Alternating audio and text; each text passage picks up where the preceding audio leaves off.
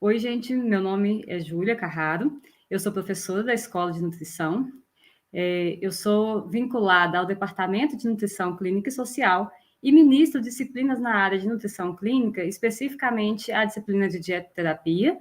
a disciplina de ambulatório de nutrição, o estágio supervisionado em nutrição clínica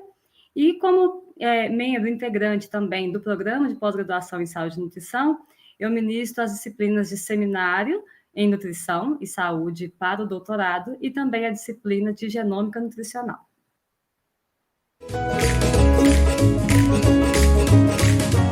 A minha história com a pesquisa, ela é bem eclética e ela segue aí uma historinha até chegar onde eu me encontro nesse momento.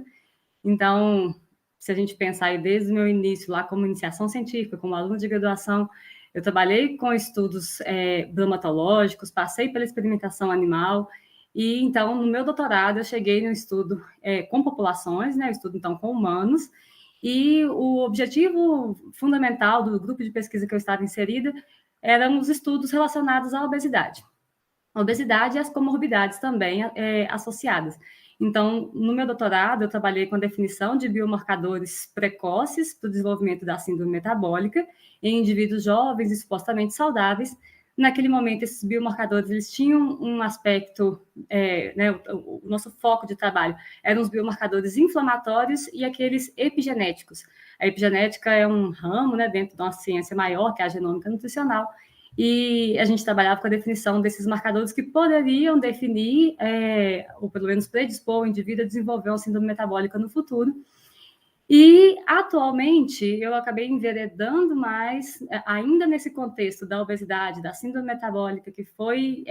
né, delineado aí na minha vida durante meu doutorado, eu acabei enveredando mais para o estudo do consumo alimentar e do comportamento alimentar, mas ainda assim relacionada a essas doenças crônicas não transmissíveis ligadas à obesidade. Então, eu tenho aí um grande foco em relação à obesidade e essas doenças correlatas, como é o caso da hipertensão, da síndrome metabólica como um todo, e desviando um pouquinho, mas que não está totalmente desconexo desse contexto, também estudos relacionados à depressão, à saúde mental, de uma maneira mais ampla,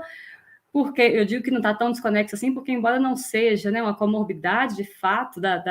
relacionada à obesidade, mas a gente sabe cada vez mais que a depressão e a ansiedade também tem um componente inflamatório, assim como a obesidade.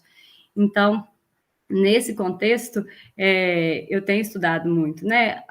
como eu já disse, o consumo e o comportamento alimentar que possam predispor, né, como aí um fator de risco ou de proteção para o desenvolvimento dessas condições associadas à obesidade.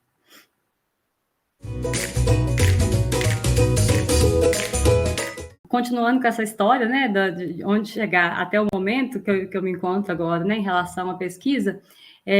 o comportamento alimentar ele veio para mim como uma resposta, né, a uma grande dúvida que a gente tem quando a gente está estudando, principalmente obesidade, mas não somente ela, tudo que está relacionado a ela. Então, eu sempre tive um foco muito grande no estudo do consumo e eu tenho um interesse muito grande no estudo do consumo alimentar, como nutricionista, principalmente. A gente sabe, e não é de hoje, né, que os nossos hábitos alimentares, eles interferem na nossa predisposição ao desenvolvimento de determinadas condições, não na predisposição genética, né, mas como um fator ambiental que vem complementar esse pacote no desenvolvimento de determinadas condições de saúde. E principalmente por ter esse olhar lá no meu doutorado do epigenético, que é aquilo que junta, né, os fatores genéticos com os fatores ambientais e como que isso se interrelaciona no desenvolvimento de uma determinada condição de saúde, é que esse estudo da alimentação, estudo dos hábitos alimentares se tornou tão importante na minha carreira, na minha vida científica. No entanto, o consumo, que seria, né, vamos tentar aqui resumir e simplificar muito, seria o que eu como, ele muitas vezes não consegue me responder tudo, principalmente quando eu estou falando de obesidade. A gente sabe que a obesidade é uma condição multifatorial, né? Tem muitas questões envolvidas, e às vezes a gente precisa se preocupar não apenas com o que o indivíduo come, mas como ele come, por que ele come. E aí a gente vem com esse conceito, né, do comportamento. Seria, então, esse como eu como, por que eu como, os fatores associados às minhas escolhas alimentares. E a gente sabe que isso é o grande gargalo quando a gente está falando de obesidade. Então, nesse contexto, eu continuo estudando consumo, mas eu também atualmente tenho esse enfoque, né, no comportamento, para a gente tentar entender quais os comportamentos alimentares que estão associados a determinadas escolhas mais prejudiciais, vamos dizer assim, né, mais ou menos benéficas em relação a determinada condição, para que se possa interferir de uma maneira mais global e não somente determinando para os nossos pacientes o que eles devem comer ou o que eles não devem comer, né? Então, também tentando influenciar na forma que eles fazem essas escolhas alimentares.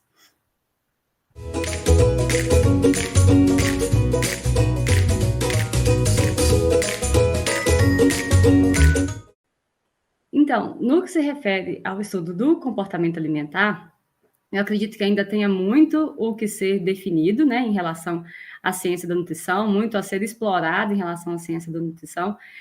justamente pelo que eu falei, dessa importância da gente entender que não é apenas o que o indivíduo come, mas como ele come, por que ele come. Então, eu acho que a grande lacuna que a gente tem na ciência da nutrição hoje é saber lidar com essas situações, como intervir em relação a essas situações. Eu não acho que meus estudos atuais ainda estejam respondendo a essa pergunta, mas a intenção é que eles caminhem para ela. Como que eu, como nutricionista, posso intervir em determinados comportamentos alimentares para que aquele indivíduo tenha um hábito alimentar que seja mais compatível com aquela condição que a gente deseja tentar controlar, né? Então, especificamente, como a maioria dos meus estudos está associado à obesidade e à síndrome metabólica, então, em relação ao ganho de peso, em relação a esse descontrole metabólico relacionado à ingestão alimentar. Então, assim, onde eu desejo chegar com a minha linha de pesquisa é nesse momento em que a gente define quais são as melhores intervenções nutricionais que possam interferir neste comportamento disfuncional, se for o caso, né? E inclusive, determinar pessoas com padrões de comportamento alimentar diferente, né? Pessoas que são mais restritivas, pessoas que são menos restritivas, né? Que são mais influenciadas pelos fatores externos, por exemplo, e como intervir em cada caso. Eu acredito que conseguindo chegar nesse ponto, ou pelo menos se aproximar desse ponto, a gente consegue fazer intervenções que sejam mais duradouras, que tenham efeitos mais duradouros na vida dos indivíduos, de forma a atuar naquilo que é mais difícil para aquele indivíduo. Então, por exemplo, se eu sou uma pessoa que tem um comportamento alimentar muito restritivo, eu tendo a restringir muito em determinados momentos da minha vida, e em momentos que eu estou mais estressada, que eu tenho alguma adversidade, até um descontrole alimentar. Então, como atuar nesses indivíduos que são restritivos? Ou, né, no outro exemplo que eu tinha dado, pessoas que respondem muito a fatores externos, a influência do que está disponível, dos fatores sensoriais mesmo, né, do cheiro, do tato, do visual. Então, como influenciar essas pessoas, como intervir, né, nessas pessoas para que a gente consiga ter aí menos influência desses fatores externos. Ou uma outra questão que está cada vez mais em voga, né, do comer emocional, como aqueles indivíduos que são fortemente impactados pelo seu estado emocional podem tentar, né, como a gente pode influenciar nesse comportamento para que o indivíduo tenda a responder menos às emoções na forma de comida. Então, a minha expectativa é que a gente consiga chegar, né, na resposta dessas perguntas, de fato, elaborar uma intervenção nutricional que seja mais eficaz, especialmente no controle, né, da obesidade. Porque a gente já tem muitas definições a respeito desse comportamento alimentar em relação a outros transtornos alimentares, como é o caso da anorexia, da bulimia, isso já está um pouco mais descrito. Mas em relação aos transtornos que tendem à compulsão alimentar, ou mesmo que não seja compulsão, essa ingestão alimentar exagerada, ocasionada por determinados comportamentos disfuncionais, a gente ainda tem, já é um pouco mais escasso na literatura, então seria esse o objetivo, né, das minhas pesquisas, da gente chegar num ponto que a gente consegue determinar essas formas de intervenção nutricional mais eficazes no controle da obesidade, da síndrome metabólica e das outras condições associadas.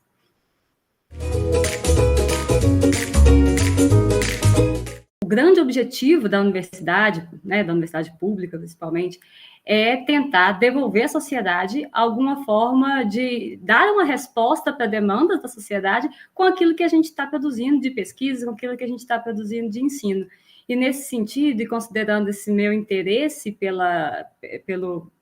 manejo, né, da obesidade, da síndrome metabólica, eu, em colaboração com outros professores e aí já com vários alunos envolvidos, a gente desenvolveu um projeto de extensão, que é o NutriSim, que é um atendimento nutricional voltado a pacientes com síndrome metabólica, que é feito aqui na Universidade Federal de Ouro Preto, e o nosso objetivo é justamente conseguir colaborar positivamente com os indivíduos que possuam a síndrome metabólica ou algum dos seus componentes, e aqui, né, falando muito brevemente, seria a obesidade, os triglicerídeos altos, a hipertensão arterial e alteração da glicemia, né, ou diabetes, que já pode estar instalado. Então, nosso objetivo é fornecer um atendimento nutricional para esses indivíduos. Claro, a gente está atuando ali sobre o consumo, né, como eu estava dizendo antes em relação à pesquisa, mas cada dia mais tentando aplicar esses conceitos de comportamento alimentar também nos nossos atendimentos, nessa nossa resposta à população ouropretana, então fornecendo, né, ou tentando fornecer esse atendimento para o manejo das suas condições metabólicas que estejam relacionadas a essa síndrome, né, como eu já disse, a síndrome metabólica.